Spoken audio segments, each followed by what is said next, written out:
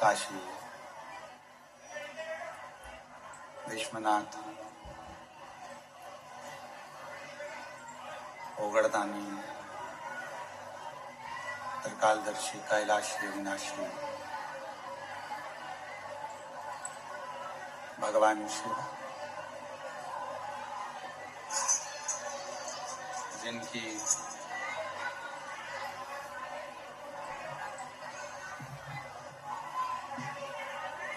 पुनीत पावन पवित्र शिव महापुराण की कथा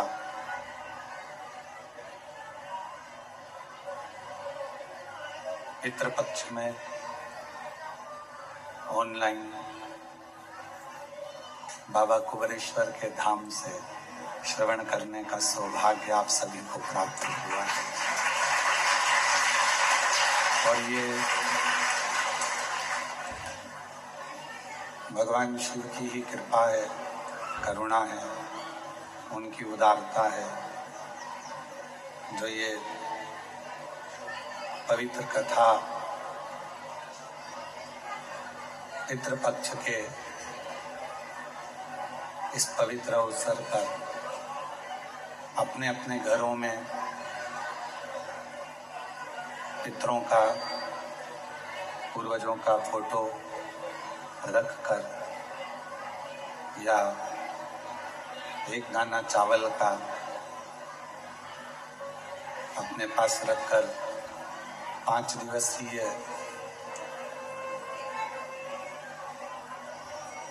पितरों के शांति हेतु, पितृ मोक्ष के हेतु ये पवित्र पावन शिव महापुराण की कथा श्रवण करने का सौभाग्य प्राप्त हुआ है।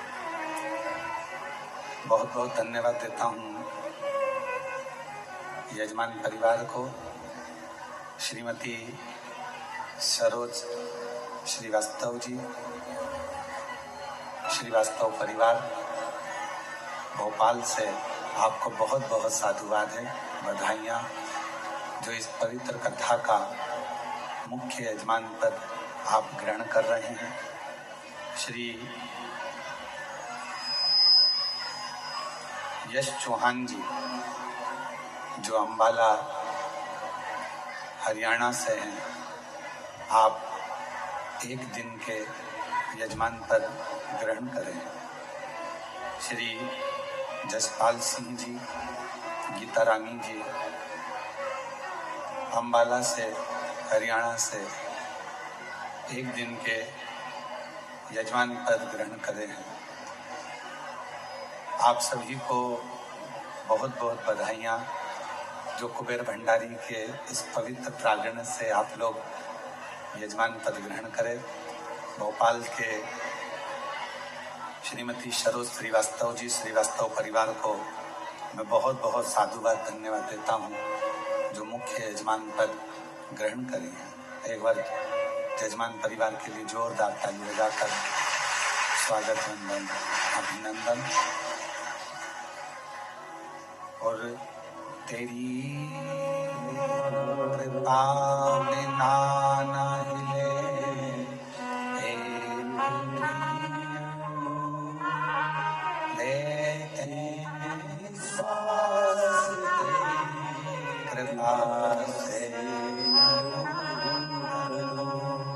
बखान क्या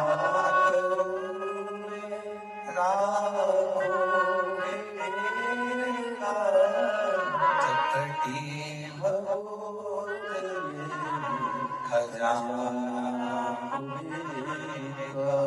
म्यूजिक सिस्टम के सबकी आवाज कम रखो, सारे म्यूजिक की आवाज कम। हे गंगाधार मुक्ति द्वार ओंकार भोले ओंकार आयो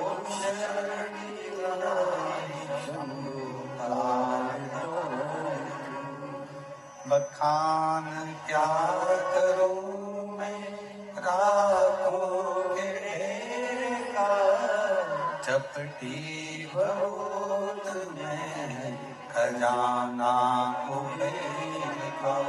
हे गंगाधार मुक्ति ओंकार तू भोले ओंकार तू आयो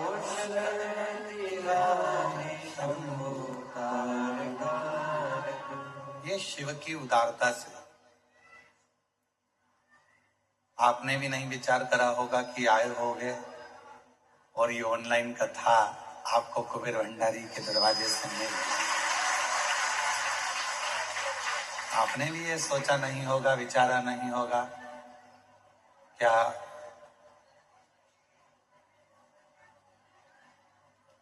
ऐसी शिव की कृपा हो सकती है।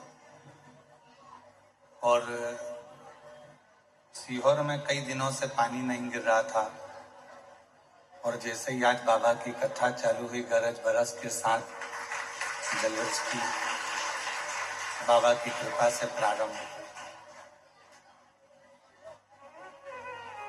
अब जितने भी आप ऑनलाइन कथा सुन रहे हो, फेसबुक यूट्यूब पर कथा सुन रहे हो या मोबाइल पर कथा सुन रहे हो, बाबा के धाम में अपने पिता के गोद में बैठकर, कुबेरेश्वर बाबा की गोद में बैठकर कथा श्रवण कर रहे हो। कोई पूर्व के आपके और हमारे कोई पुण्य होंगे जो ये पितृपक्ष की कथा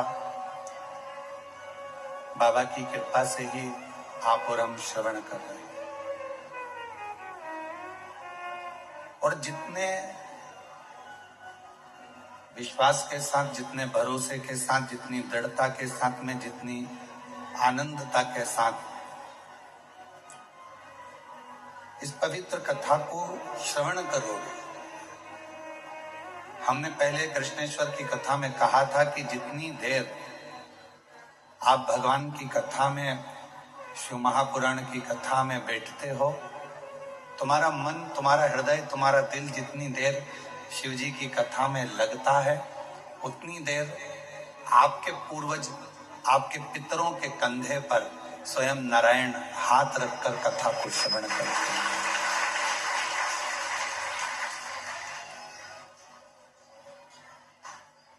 और ये उन्हीं की उदारता।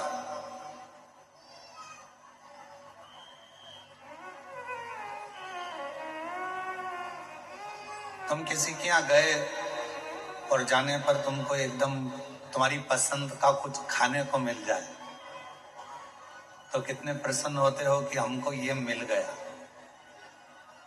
उसी तरह पितृपक्ष के अंदर जिस जिस घर के दरवाजे पर, जिस जिस घर के द्वार में, जिस जिस के घर में, दुकान पर, मोबाइल पर या पंडाल में जो जो कथा श्रवण करता है, पितृ इतने प्रसन्न होते हैं कि हमारे घर के किसी व्यक्ति के कानों में ये कथा जा रही है और वो कथा हम तक पहुंच रही है, हम तक पहुंच। अब उसको आप किस विश्वास के साथ, कितने भरोसे के साथ, कितनी दृढ़ता के साथ इस कथा को आप श्रवण करते हैं, कितने आप दृढ़ता के साथ इसको धारण करते हैं, ये आप पर निर्भर करता है। तेरे मंदिर में आना मेरा काम है और मेरी बिगड़ी बनाना तेरा। तेरी चौखट पर हम आ ही गए, मुझे दर्श दिखाना तेरा। ये तेरे ऊपर निर्भर करता है।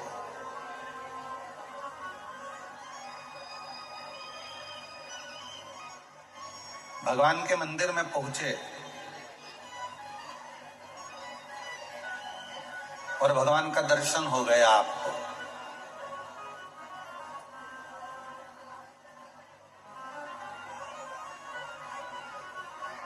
ये प्रभु की कृपा है। पर भगवान के मंदिर में पहुंचे और भगवान का दर्शन ही नहीं हुआ तो समझ लेना कि ये भगवान की महाकृपा है। तो कहोगे गुरुजी दर्शन हो गया और आप कह रहे हो कि भगवान के मंदिर में जाओ और दर्शन ना हो तो समझ लो कि महाकृपा भगवान की। हाँ, मंदिर तक पहुंच गए, उससे मिलने की हृदय में आकांक्षा, इच्छा, जिज्ञासा, उत्सुकता बढ़ रही है और उसका दर्शन नहीं हो रहा। मिलने की तमन्ना बढ़ रही है, मिलने की इच्छा बढ़ रही है, उत्सुकता बढ़ रही है, और दर्शन मिल ही नहीं रहा। तो समझ लेना कि ये भगवान भोलेनाथ जी की बड़ी महाकृपा हुई है कि हम मंदिर तक, उज्जैनी तक पहुंच गए, महाकाल तक पहुंच गए, ओमकार तक पहुंच गए, कृष्णेश्वर तक पहुंच गए, भीमा शंकर तक पहुंच गए, केदारनाथ तक पहुंच गए, अमरनाथ तक पहुंच गए, हम काशी विश्वनाथ तक पहुंच गए, और बाबा का दर्शन इतनी जल्दी हो नहीं रहा। भीतर उत्सुकता बढ़ रही है उससे मिलने की, भूख लग रही है और भोजन के लिए तरस रहे हो, कब मिलेगा? क्यों साहब, भोजन कितनी देर में चालू करोगे? क्यों साहब, भोजन कितनी देर में चालू होगा? क्यों साहब, भोजन में क्या देरदार है? भीतर से भूख लग रही है और भोजन की आस लगी हुई है, जल्दी मिले, जल्दी मिले, जल्दी मिले, खड़े हुए हो।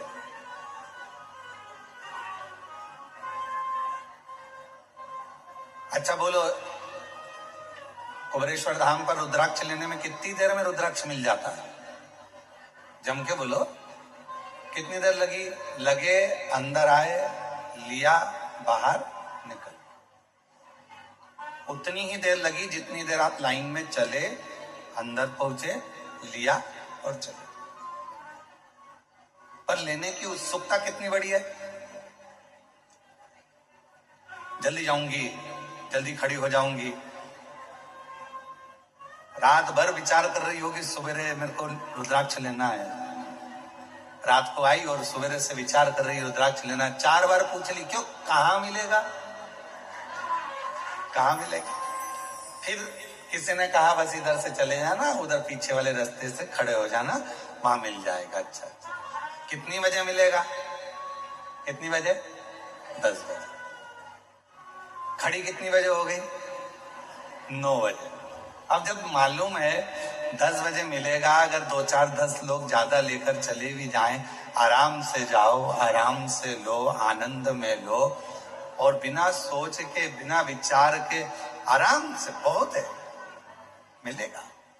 पर उत्सुकता बढ़ रही है, लेना है, लेना है, मुझे लेना है, मुझे लेना है, मुझे लेना है, ये उत्सुकता बढ़ रही है। और उसी तरह परमात्मा के दरवाजे पर जाओ और परमात्मा के मंदिर में पहुंचो, महाकाल राजा के दरवाजे पर पहुंचो, विश्वनाथ बाबा के दरवाजे पर पहुंचो, ओमकार बाबा के दरवाजे पर पहुंचो, और तुम्हारे भीतर उत्सुकता बढ़े मिलने के लिए कि मेरा परमात्मा मुझे कब मिलेगा, इतनी देर हो गई, इतना समय हो गया, इतना समय हो गया, ये विचार, ये उत्सुकता।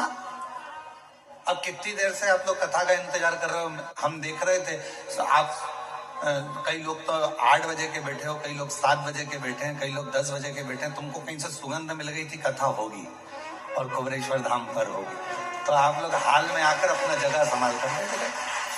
अब आप लोगों को खबर मिल गई कि कथा होगी, तो आप लोग 9 बजे से 8 बजे से जगह संभाल रहे, 9-10 बजे से जगह संभाल के बैठे बैठे बैठे बैठे।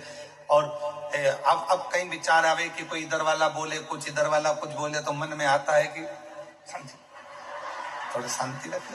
अब हमको कथा मिली है, जरा सुन लेने दे, इतनी दूर से आए हैं, बड़ी मुश्किल से आए हैं, और पहले कई बार आकर चले गए, कथा नहीं मिली, और अब की बार पितृपक्ष में अगर ये कथा मिल रही है तो ये तो शिव जी की बड़ी कृपा है, हमारे पूर्वजों को पार लगाना होगा, तो ये बड़ी करुणा। अब उसमें भी अगर इधर वाला बोले, इधर वाला बोले, इधर वाला बोले, तो बार बार उसको चुप करने का प्रयास किया जाता है। तेरे पांव पड़ूं, चुप हो जा, तेरे हाथ जोड़ लूं, चुप हो जा। और फिर चुप ही नहीं हो तो सारी समस्या का हल एक लोटा जल। फिर चुप ही नहीं हो तो मन में आवे, हे भगवान, हे प्रभु, कहां से आई है, कहां से? चुप्पी ना हो रही, शांति ना हो रही। और मैंने तेरे ही भरोसे बाबा, तेरे ही भरोसे हवा विच उड़ती जावांगी, बाबा डोर तो छड़ जावागी, भोले मैं तेरी शंभो मैं तेरी हवा बिच उड़नी जावागी, बाबा डोर हलो छड़ी नाम कटी जावागी, भोले अब इतना व्याकुलता भीतर है रुद्राक्ष लेने की, व्याकुलता भीतर है परमात्मा से मिलने की, व्याकुलता भीतर है परमात्मा की कथा श्रवण करने की। और जितना जितना व्याकुलता में होता है, ट्रेन का इंतजार कर रहे हो तो ट्रेन का इंतजार करते हो तो क्या लगता है, अगर मालगाड़ी भी निकल कर जा रही है तो अपने को लगता है अपनी है, अपनी आ रही है। फिर कोई दूसरी गाड़ी निकल कर गई, फिर लगा अपनी है। इतने में बैग तैयारी करा था तो पति ने कहा चुप बैठ, अभी अपनी नहीं आई है। फिर थोड़ी देर में कोई गाड़ी आई, फिर उठ के खड़ी हो गई, अपनी है। अब जो आ रही है ना वो ऐसा लग रहा है कि अपना ही है, अपनी ही गाड़ी जा रही है, अपनी ही गाड़ी आ रही है, अपनी गाड़ी आ रही है, अपनी गाड़ी। जब तक भगवान नहीं मिलता तब तक ऐसी आस लगी रहती है, अब बाबा मिलने वाला है, अब विश्वनाथ जी मिलने वाला है, अब उज्जैनी नरेश मिलने वाला है, अब महाकाल राजा मिलने वाला है, अब कुबरेश्वर बाबा मिलने वाला। उत्सुकता बढ़ रही है, उमंगता भीतर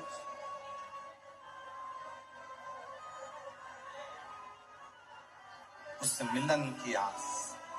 तो शिव कथा कर रही है कि परमात्मा के मंदिर में जाओ और परमात्मा तुम्हें मिल जाए तो समझ लेना भाग्यवान हो, और यदि परमात्मा मंदिर में जाने पर ना मिले तो भी समझ लेना कि सौभाग्यशाली हो, महा आनंदमय हो। परमात्मा तुमसे थोड़ा सा ओझल हो गया है, छुप गया है, पर शीघ्र ही परमात्मा मिलेगा, मिलेगा। और मैंने तेरे ही भरोसे बाबा, तेरे ही भरोसे हवा बिच उड़नी जावागी, बाबा डोर हलो छड़ी नाम कटी जावागी, भोले मैं तेरी भोले मैं तेरी हवा बिच उड़नी जावागी, बाबा डोर हलो छड़ी नाम कटी जावागी। हम शिव को पाएं कैसे?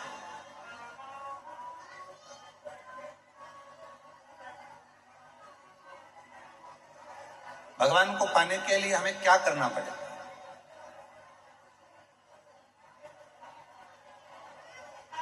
एक बहन ने एक प्रश्न लिखा,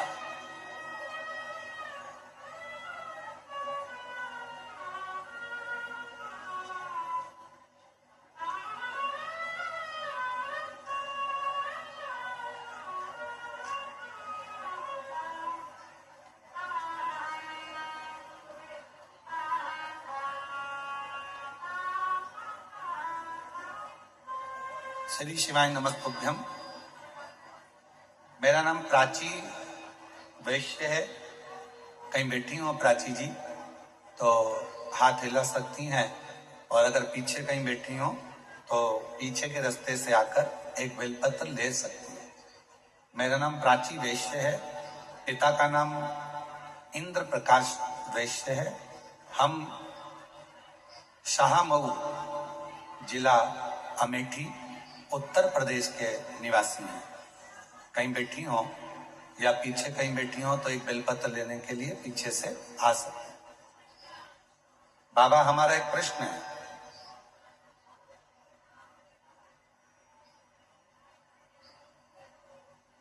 पहला तो यह है कि आस्था चैनल वाले लाइव दिखाते दिखाते आरती में काट क्यों देते हैं?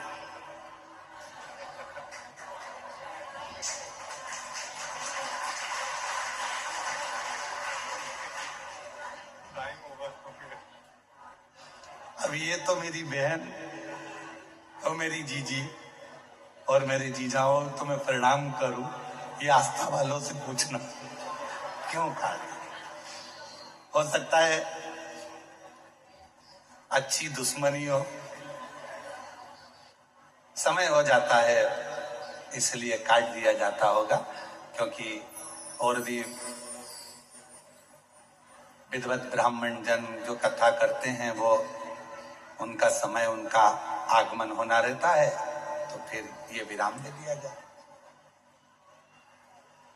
फिर लिखा कि हम आरती कैसे करें जब तुम काटी देते हो तो मन मेरा मंदिर, आंखें दिया बाती, और होठों की है तालियां और रोम फूल बाती। हृदय से आप भगवान को आरती करो, दिल से प्रार्थना करो, भगवान शिव का।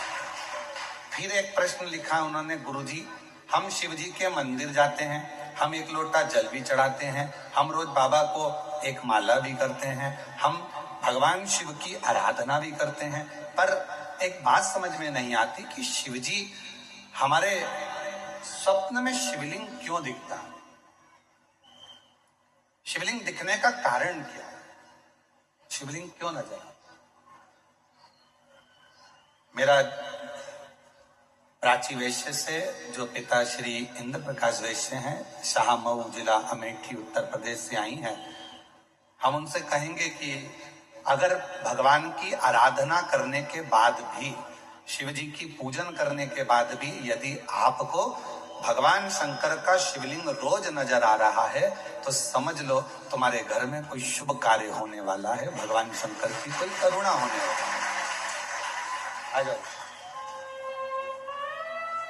और शुभ कार्य की शुरुआत हो गई। देखो, तुमने पत्र लिखा और आज पहले नंबर पे ही तुम्हारा बाबा के धाम में व्यासपीठ पर आगमन हो गया। ये शिव कृपा है। ले बेटा, रोते नहीं, खुश हो, बाबा ने बड़ी करुणा करी है तुम लोग, ये परिवार, माता पिता के लिए। रोते नहीं, खुश हो, शिव कृपा है। तो बाबा बुलाता रहे और आप लोग ऐसे ही शिव कथा को श्रवण करते रहें और अपने जीवन को आनंदित बनाते रहें। एक लाइन इन्होंने लिखी, अच्छी है। सीहोर जाऊंगी सखी में, सीहोर जाऊंगी, सीहोर जाऊंगी सखी में, सीहोर जाऊंगी, मेरे मन में नहीं है धीर सखीरी में, सीहोर जाऊंगी, मेरे मन में नहीं है धीर सखीरी में, सीहोर जाऊंगी, सीहोर जाऊंगी सखी में, सीहोर जाऊंगी, सीहोर जाऊंगी सखी, मुबरेश्वर जाऊंगी, मेरे मन में नहीं है सखी में, सीहोर जाऊंगी। ये शिव जी की बड़ी उदारता है, शंकर की। तो कोई कहे कि हम भगवान शिव की आराधना कर रहे हैं, हम भगवान शंकर की अर्चना कर रहे हैं, हम भगवान शंकर की पूजन कर रहे हैं, हम भगवान शंकर का स्मरण कर रहे हैं, हम भगवान शंकर के पूजन पाठ में लगे हैं, और शिव जी हमको स्वप्न में क्यों दिख रहा है? तो ये जान कर रखो कि वो तुम्हारा पिता है, वो तुम्हारा पिता है।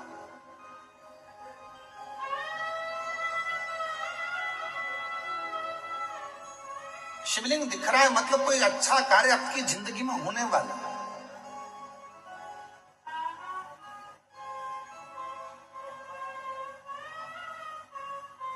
मन में भगवान से मिलने की उमंगता, उत्साह बढ़ रहा है तो समझ लो शिव की कृपा है,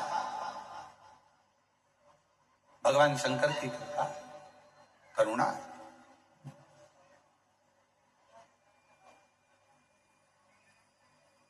और यदि परमात्मा से मिलन की आस बढ़ रही है, उत्साह बढ़ रहा है, उमंगता बढ़ रही है, ये शंकर की उदारता है, शंकर की करुणा है, कृपा है, दया है।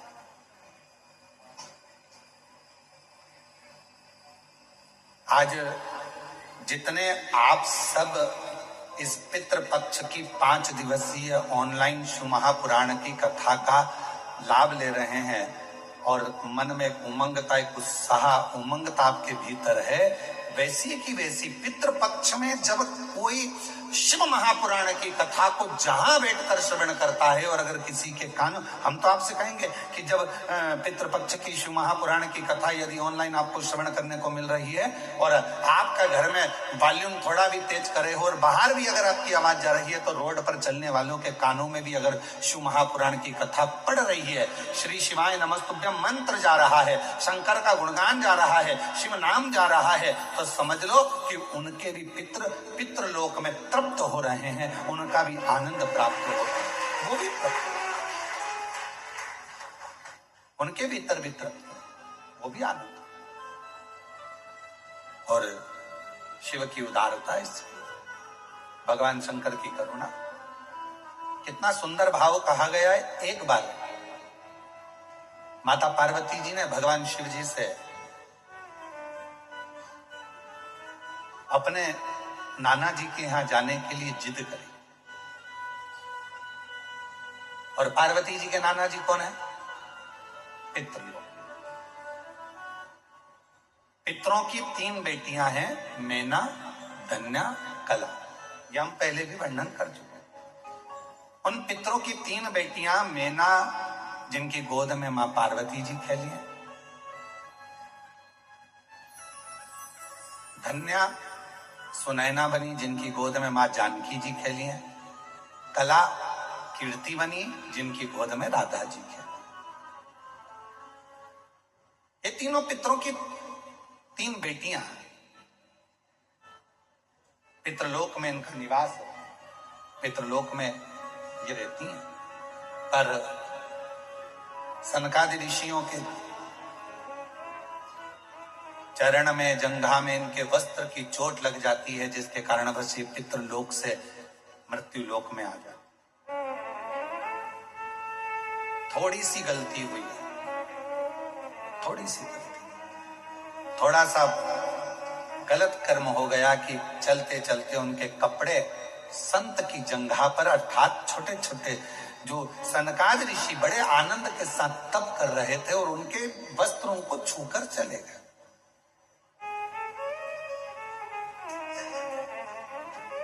कितना सुंदर कहा है कि किसी को गाली दे दी पाप है, किसी को मार दिया पाप है, किसी को अपशब्द कह दिया पाप है, किसी के यहां आग लगा दी पाप है, किसी को चाकू मार दिया पाप है, किसी का हक खा गए पाप है, पाप है। किसी को गलत दृष्टि से देख लिया पाप है। पर शिव महापुराण की कथा कहती है पाप में एक पाप और है। अपने सिंहासन पर बैठकर, अपनी गादी पर बैठकर, अपनी पीठ पर बैठकर, व्यास पीठ पर बैठकर यदि किसी संत, साधु, ब्राह्मण या किसी कथाकार की या किसी तपस्वी की आप अपनी गादी पर बैठकर किसी भी तरह से आलोचना करें या निंदा करें, तो यह महापाप की गिनती में आता है। इतनी बड़ी व्यासपीठ हमें हरि चर्चा के लिए मिली है, इतनी बड़ी व्यासपीठ हमें भगवत भजन के लिए मिली है, इतनी बड़ी व्यासपीठ हमें हरि गुणगान करने के लिए मिली है, इतनी बड़ी व्यासपीठ हमें परमात्मा का भजन करने के लिए, नाम लेने के लिए मिली है। और उस व्यासपीठ पर बैठकर भी अगर कोई कथाकार या कोई व्यक्ति या कोई संत या कोई साधु या कोई कथाकार उस पर बैठकर भी यदि निंदा करे, तो वो महापापी की गिनती में आ जाता है। महापापी। आप भजन करो, शिव नाम लो, राम नाम लो, कृष्ण नाम लो। भक्त काय के लिए आया है? भगवत भजन करने के लिए। तो पाप कर्म केवल वही नहीं है, पाप कर्म ये भी है कि हम किसी के लिए अपशब्द क्यों बोलें, किसी के लिए आड़ा टेढ़ा क्यों बोलें, किसी के लिए अपशब्दों का बखान क्यों करें। शिव महापुराण की कथा कहती है, आज मां पार्वती जी भगवान शंकर जी से निवेदन कर रही हैं, भगवान शिव जी से प्रार्थना कर रही हैं, आप हमारे साथ में पितृलोक चलो। क्यों? क्योंकि वो हमारे नाना जी का घर है, वहां चलिए, पितृलोक में चलिए। वो हमारे नाना जी का घर है, पितृलोक चलो। भगवान देवाधिदेव महादेव ने थोड़ा सा सुना और जिस चीज का जवाब नहीं देना रहता है उस चीज के लिए मौन हो जाना सबसे अच्छा है। हमारा बहुओं से भी निवेदन है और सासुओं से भी निवेदन है। बहू की कोई बात का जवाब नहीं देना है तो सास से निवेदन है कि थोड़ा मौन हो जाओ, और सासुओं से बहुओं से निवेदन है कि अगर सास की कोई बात का जवाब नहीं देना है तो थोड़ी देर मौन हो जाओ। वो अच्छा है। बोलोगे और विवाद हो तो क्या मतलब का जीवन? शांति। शिव जी मौन हो गए, शांत हो गए एकदम। और है भी मेरे शंकर भगवान। कर्पूर गौरम करुणावतारम संसार सारम भुजगेन्द्र सदा हृदयारविंद भवम भवानी सहितं नमः शिवाय। ओम नमः शिवाय, नमः शिवाय, नमः शिवाय, नमः शिवाय, ओम नमः शिवाय, नमः शिवाय, ओम नमः शिवाय। कर्पूर गौरम करुणावतारम संसार सारम भुजगेन्द्रहारम सदा वसन्तं हृदयारविन्दे भवं भवानी सहितं नमः शिवाय। ओम नमः शिवाय, नमः शिवाय, नमः शिवाय। भगवान शिव की आनंदमय मूर्ति का प्रतिबिंब ये स्वरूप भी तो कह रहा है कि शिव शांत रहते हैं, शिव मौन रहते हैं। भगवान शंकर का एक सबसे बड़ा यदि कोई तत्व उनके अंदर है, क्या लोग कहते हैं भगवान शंकर की पूजन करोगे तो तुम्हारे अंदर हो सकता है क्रोध आ जाए, शिव जी की पूजन करोगे तो हो सकता है तुम्हारे अंदर कोई भाव आ जाए। अरे शिव महापुराण की विद्येश्वर संहिता कहती है शंकर भगवान को एक लोटा जल चढ़ाने वाले को, शिव जी की आराधना करने वाले को, शंकर की उपासना करने वाले पर भगवान सबसे पहला सुख अगर देता है तो शांति देता है, वो भी हृदय की, मन की शांति। हृदय की शांति, मन की शांति।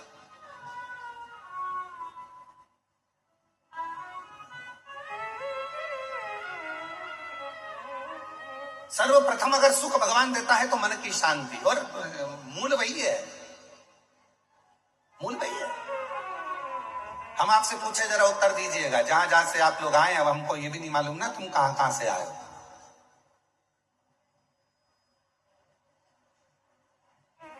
पर तुम सब जहां से आए हो हम भी वहीं से आए हैं। तो हमको ये भी नहीं मालूम कि आप लोग, तो एक प्रश्न हम आपसे करें, उत्तर दीजिएगा जरा प्रेम से। अगर कोई मर जाता है और मरने के बाद तुम्हारे व्हाट्सएप पर या ग्रुप में मैसेज आता है कि ये व्यक्ति फलाना फलाना व्यक्ति अपने प्राणों को छोड़ दिया और परमात्मा में मिल गया, तो तुम उसके कमेंट्स में क्या लिखते हो? जम के बोलो ओम शांति।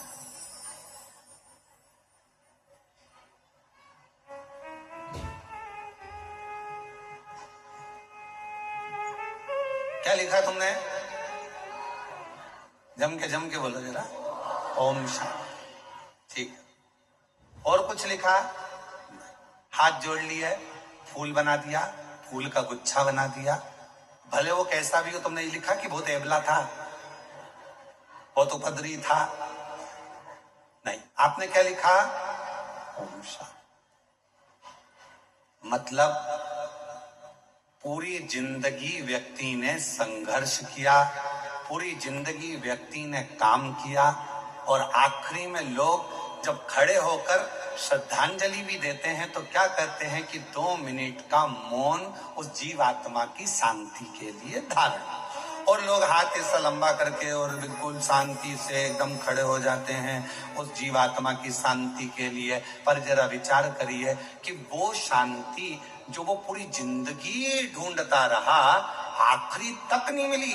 मरने के बाद उसको शांति मिली। पर शिव महापुराण की कथा कहती है कि मरने के बाद लोगों को शांति मिलती है। वो शांति अगर शिव कहते हैं मेरा मंदिर, मेरा देवालय, मेरा शिवालय, जहां मैं रहता हूं लोग उसे शमशान कहते हैं। मैं जहां रहता हूं काशी, जिसको लोग महाशमशान कहते हैं, जहां मैं निवास करता हूं वो स्थान मेरा कैलाश माना जाता है। तो शंकर जी कहते हैं यदि संसार का मनुष्य जीते जी, मरने के बाद नहीं, जीते जी अगर शांति चाहता है तो मेरे मंदिर में, मेरे शिवालय में आकर अगर एक लोटा जल चढ़ाता है तो वो शांति उसको जीते जी प्राप्त हो, वो शांति उसको जीते जी। अब मरने के बाद अगर लोग ओम शांति लिखें, मरने के बाद लोग ओम शांति कहें, मरने के बाद श्रद्धांजलि में कहें 2 मिनट का मौन धारण करो जीवात्मा की शांति के लिए, उससे अच्छा है अपनी शांति अपने को इकट्ठा करना है। इसलिए एक लोटा जल लेकर शंकर के मंदिर में जाओ, शिव जी को एक लोटा जल समर्पित करो, हृदय से अपने भीतर उस शांति को आप पाओगे। जब शिव जी को एक लोटा जल चढ़ाओगे, हृदय से शांति का अनुभव। एक पत्र है, देखिए,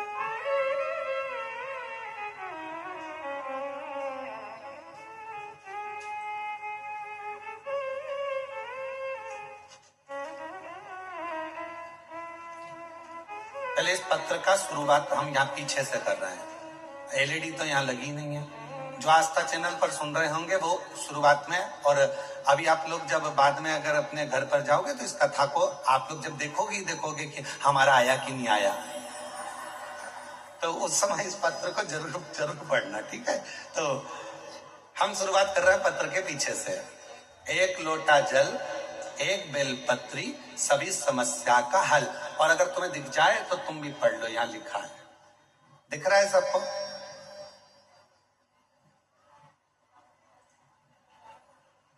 कुछ माताएं चश्मा आगे पीछे करके देख रही है, दिख रहा होगा, वैसे तो इतना बड़ा शब्द है, दिख रहा। अब पत्र को आगे से पढ़े। गुड्डी देवी राजू सक्सेना दिल्ली एनसीआर से आई हैं। गुड्डी देवी राजू सक्सेना, आप ही हैं? आ जाओ, आगे से आ सकते हैं क्या? हाँ, थोड़ा जगह हो तो आगे से। गुड्डी देवी राजू सक्सेना दिल्ली एनसीआर से हम लोग आए हैं। गुरुदेव बाबा, एक लोटा जल चढ़ाने का क्या वर्णन करूं गुरुदेव। मेरे बेटे कई सालों से तैयारी कर रहा था एमबीबीएस की, कि कैसे भी नीट परीक्षा निकले और मैं डॉक्टर बनूं, उसकी तैयारी कर रहा था, पर उसका हो नहीं रहा था। एक बार उसने एग्जाम दिया, नहीं नंबर आया, दूसरी बार नंबर नहीं आया, तीसरी बार नंबर नहीं आया।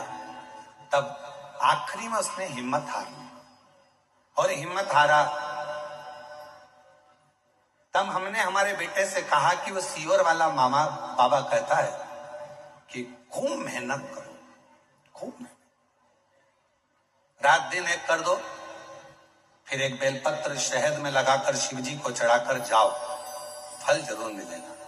मेरे बेटे ने हंसकर कहा, माँ क्या ऐसा हो सकता है? हाँ। मेरा बेटा तैयारी करने लगा, फिर तैयारी करी, फिर मेहनत करी, और इतनी तैयारी और मेहनत करी, आखिरी में पशुपतिनाथ का व्रत भी किया, और बाबा की ऐसी कृपा हो गई कि मेरे बेटे का नीट कंप्लीट हुआ और एमबीबीएस आज वो उसका एडमिशन हो गया, और बाबा की कृपा से, शिव जी की कृपा से सरकारी कॉलेज में बाबा की कृपा से एमबीबीएस कर रहा है। आ जाओ।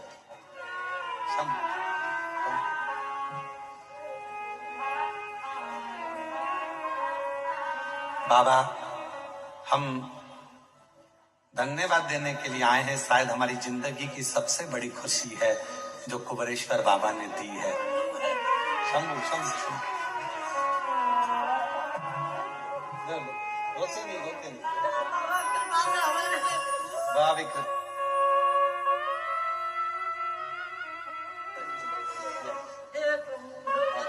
ये तो बाबा ने करुणा करे, अब तो बधाई।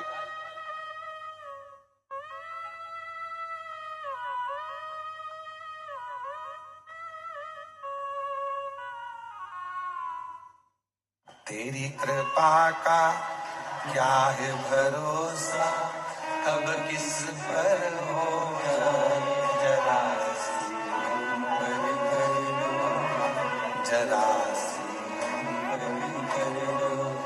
तेरी कृपा का क्या है भरोसा, कब किस पर हो जाए जरा सी हम पर कर दो, जरा सी हम पर कर दो।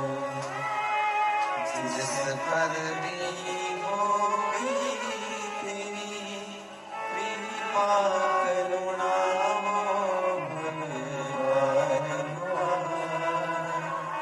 भगवान भगवान आपी हो जाए जितना उसका भी बाबा पूरा हुआ।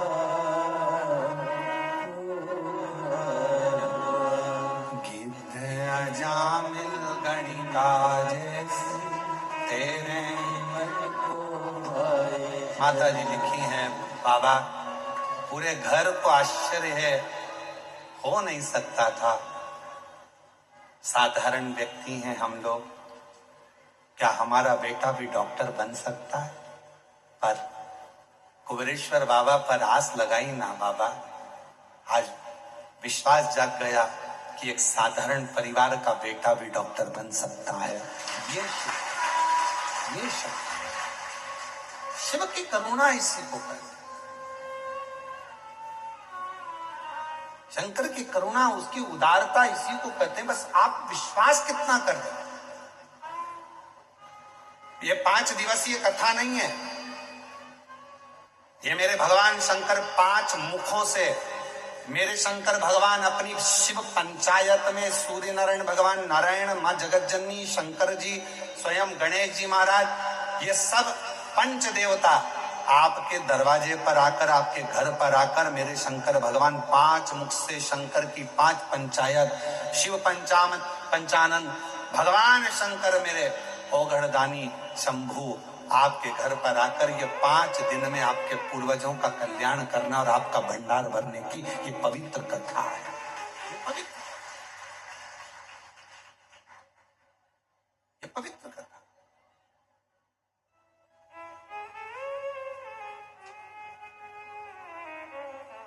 अभी कृष्णेश्वर कथा हुई तो हमारा मन था कि ये कथा उस समय पर हमारा मन हुआ था पहले कि भाई ये 5 दिन आराम कर, परंतु ध्यान में आया कि ये पितृपक्ष के वो 5 दिन है, ये अमावस्या तक के वो 5 दिन है जो एकादशी से आज से चालू हो रहे हैं, बीच में प्रदोष पड़ जाएगी।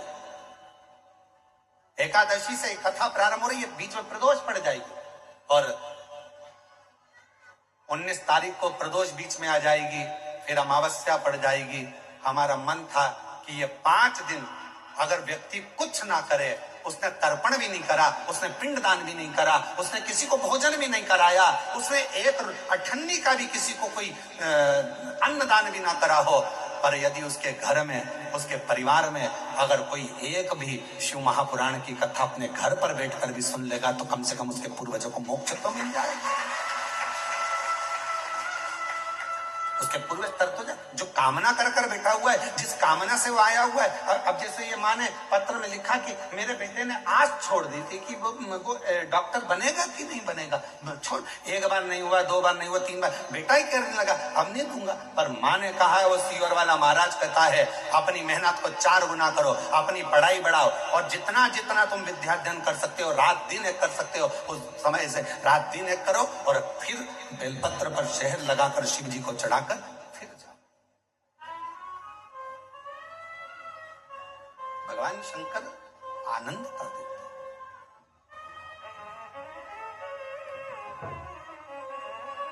सुख देते। अब आप लोग आए हो सकता है आप लोगों की किसी की आज की ट्रेन हो, किसी की कल की ट्रेन हो, क्योंकि मालूम तो था नहीं कि कथा यहां हो रही होगी। कथा का तो नहीं मालूम था, क्योंकि हमने बताया ही नहीं था कि ऑनलाइन कहां से होगी। पर यदि आप लोग आए हैं और किसी की ट्रेन आज है, किसी की ट्रेन कल है, किसी की परसों है, ये मत सोचना कि हमको जाना है जाओ बड़ी आराम से बाबा से प्रार्थना कर कर, बाबा 1 दिन की तो मिली ना, 2 दिन की मिली ना बाबा, 3 दिन की मिली ना। जब तू एक क्षण दृष्टि करता है और पूरे विश्व को हिला देता है, तो तेरी 1 मिनट की भी कथा हमारे जीवन को आनंदता प्रदान कर सकती है, सुख दे सकती है।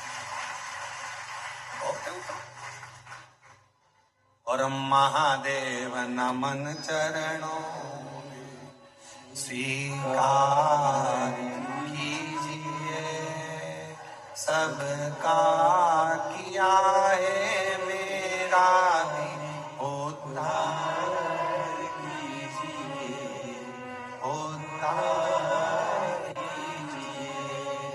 है त्रिपुंडकारी, है त्रिशूलधारी, है त्रिपुंडकारी, है त्रिशूलधारी। महादेव नमन चरणों में स्वीकार कीजिए, सबका किया है मेरा भी उद्धार कीजिए, उद्धार कीजिए। है त्रिपुंड, सब बोलो सब बोलो, है त्रिशूलधारी। चरणों में तेरे बाबा जी पावन है चारों धाम। चरणों में तेरे बाबा जी पावन है चारों धाम। तेरी देव करते वंदना पूजे सीता, तेरी देव करते वंदना पूजे सीता। हो जाए पूरी कामना, हो जाए पूरी कामना। उपकार कीजिए, सबका किया है मेरा भी उद्धार कीजिए, उद्धार कीजिए। है त्रिपुंडधारी, है त्रिशूलधारी। आप जितनी करुणा सब पर करते हो, एक कृपा की थोड़ी सी भी दृष्टि हो जाए तो मेरा जीवन सवर जाए। बहुत उतना, एक मात्र जरा सी एक कृपा की दृष्टि हो जाए बहुत।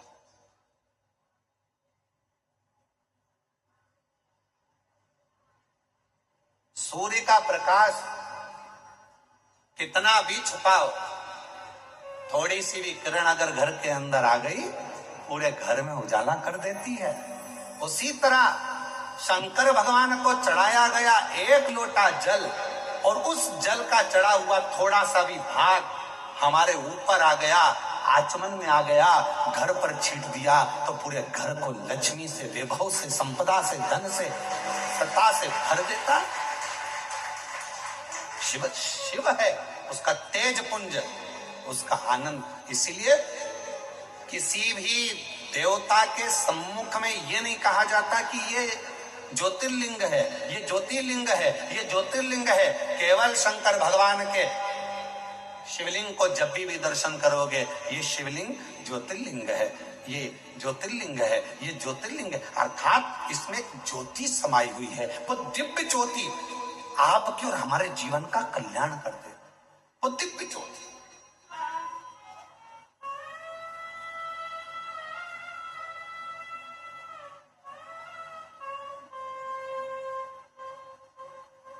पार्वती जी शिव जी से करें हमारे नाना जी क्या चला, उत्तर नहीं दिया मेरे भोलेनाथ जी ने, जवाब नहीं दिया।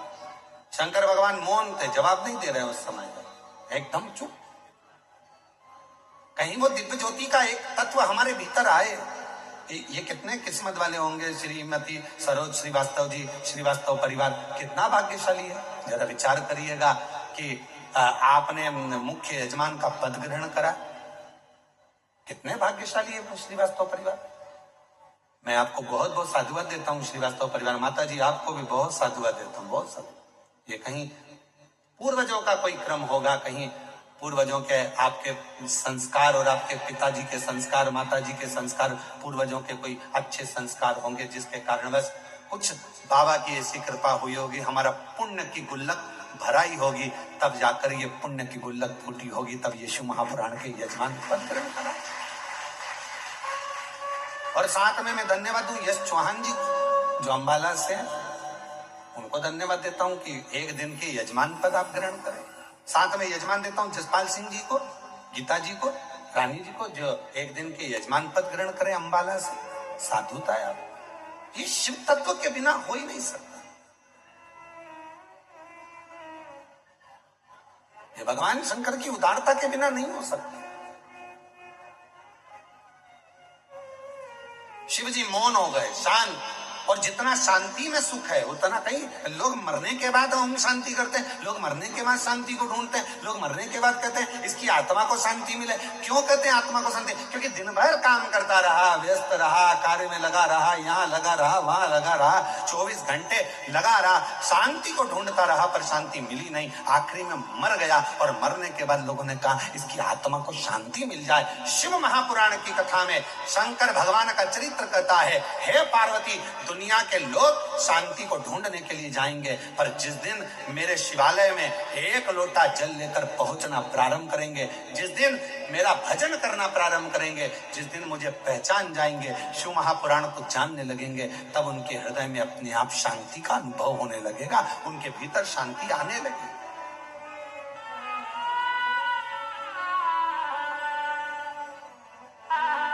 कितना कितना शहर में, कितना बड़े बड़े शहरों में जाकर देखिए जरा,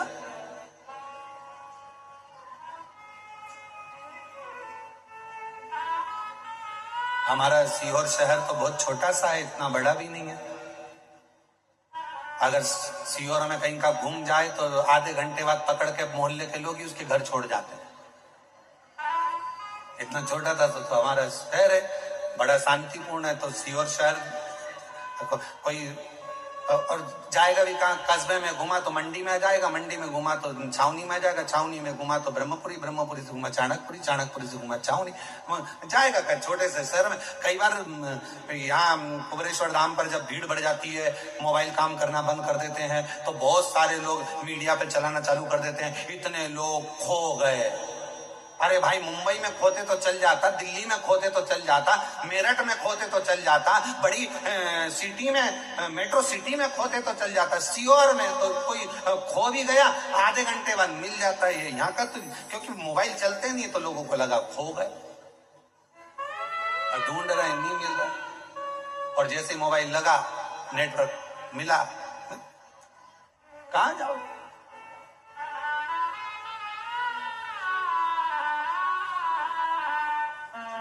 अब अभी आपको क्या बताएं, अभी थोड़े दिन पहले की बात है, हम लोग कृष्णेश्वर जा रहे थे, उसके 2 दिन पहले एक माताजी अनाउंस करवा रही थी, गीता भाई जहां कहीं भी हो, हम तुम्हारी चप्पल के पास बैठे हैं।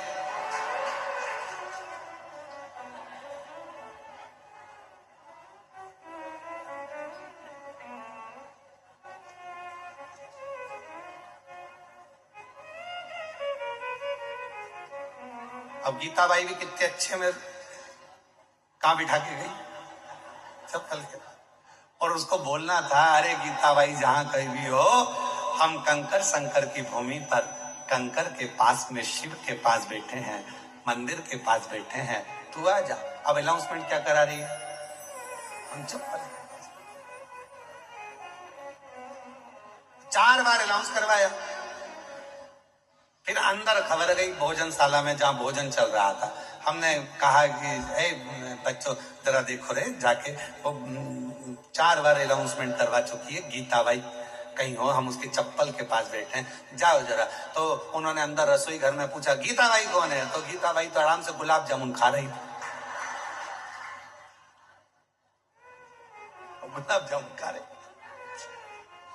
अब कुबेरेश्वर धाम का तो नियम है, एक खिचड़ी बनती है, सवेरे सब्जी बनती है, रोटी पूड़ी बनती है, और इसके बाद में अपना एक मीठा, एक नमकीन, ये भोजन का नियम रहता है। सुबह 10 बजे चालू होता है, 10:30 बजे तक, और शाम को चलता है 3-4 बजे तक। वो क्रम करके शाम को खिचड़ी प्रसाद होती है। यहाँ का तो नियम जैसा है वैसा, एक मीठा, एक नमकीन, भोजन, ये सब प्राप्त होता है। उस दिन गुलाब जामुन बने, गुलाब जामुन खा रही हो।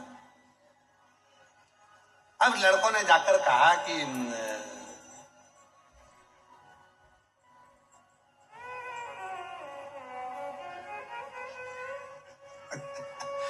आस्था चैनल वालों ने आज वो जीजी के प्रश्न पर उत्तर दिया है।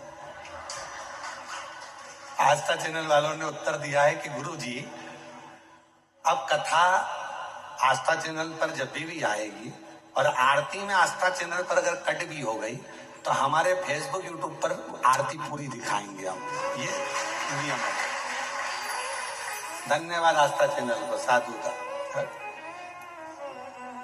अब वो गुलाब जामुन खाती खाती उससे कहा कि बाहर वो तुम्हारी कोई बेटी है, तो कहा मेरी बहन है वो। तो अच्छा, तो वो चप्पल के पास बैठी है, तो कहा बैठे रहने दो, मैं ही उसको कह के आई थी कि तुम चप्पल के पास बैठना। अच्छा, तो तुम भोजन करके जाओ। तो क्या वो भी भोजन करने अंदर आई थी, 1.5 घंटे में निकल के गई। मैं भी नहीं जाऊंगी 2 घंटे तक, नहीं जाऊंगी, बैठी मैं भी। और आराम से बैठी, और फिर उससे कहा कि अब चली जाओ, भोजन हो गया, मैं तो परसगारी करूंगा। और परसगारी में लग गई, वो नहीं गई 1.5 घंटा, 2 घंटे। अब पहुंची, फिर बहन ने कहा क्यों तू, मैं तेरे को अनाउंसमेंट कराई और तू नहीं आई। तो कहा तू भी तो 2 घंटे में आई थी, 1.5 घंटे में।